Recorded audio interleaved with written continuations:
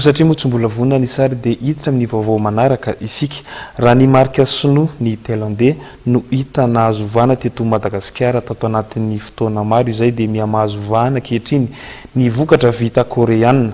Akanjo vita Koreana sy hiaka farany avy any an-toerana no hita etsy amin'ny fashion store Ankorodrano. Androany no nanatanterahina ny fanokafana pomba ofisialy ity toeram-pivarotana ity. Efa hita sy miha mahazo vahana eto Madagasikara ny kolontsaina koreanina, na eo amin'ny resaka sarimetsika izany na eo amin'ny fomba fiteny na ireo maro hafa. Akanjo entina andavanandro, entina mianjaika, andelahy sy anireo andriambavilanitra maro isan-karazany. Ahitana ireo hiaka farany avy any amin'ny firenena koreanina no hita etsy amin'ny toeram-pivarotana fashion store etsy Ankorondrano.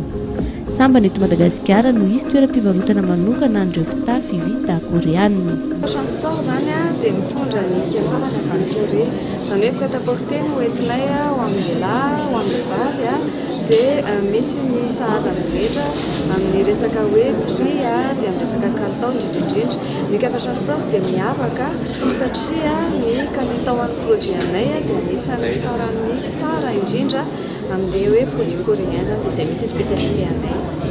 Adina na tonga le hoe produit avy any Korea no entinareo fashion avy any Korea. Izy aloha mbola tsy misy eto amintsika. Izay zany mitondra innovation foana, izay ilay niresahana teo. Dia ao anatin'izany dia mitondra kalitao amin'ny marché malagasy amin'ny produit asiatique ohatra hoe Thaillande, ny Chine ohatran'izay dia mba mitondra ny avy any Korea izay ho hitana hoe zavatra tsara ilay izy atsika tsy fahina tsara amin'ny vidiny mirary. Izay olona rehetra efa nividy taty aminay dia efa mahalala an'ilay izy daholo.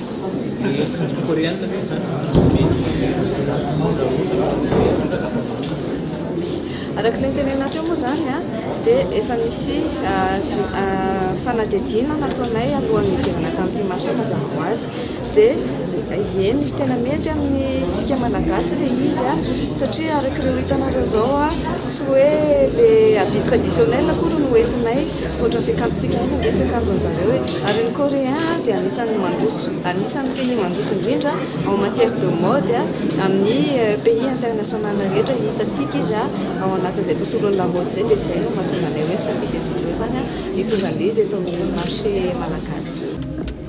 Filatrona niaraka tamin'ireo andriambavilanitra mianjaika n'ireo akanjo koreanina no nentina nanamariana ny fanokafana tamin'ny fomba ofisialy ity toeram-pivarotana ity. Nanambara moa ireo tompon'andraikitra fa ireo akanjo hiaka farany sy manaraka ny toetrandro no hita ao amin'ity toerana ity izay tsy dia mifanalavitra loatra ny fomba fiakanjo malagasy amin'izao fotoana izao. Manaraka ny kodiny loko, misy enina kosa ny vidiny izay manomboka amin'ny 700 sy 900 ariary ny iray. Tapitra ny vaovao zao alina izao isaorantsika teny tokantrano na hatranjery hatramin'ny farany. Mamin'ny fotoana ny sampana fampirahalaam-baovao ny fahitalavitra amin'ny TV ho amin'ny rahampitso indray. Veloma tompoko.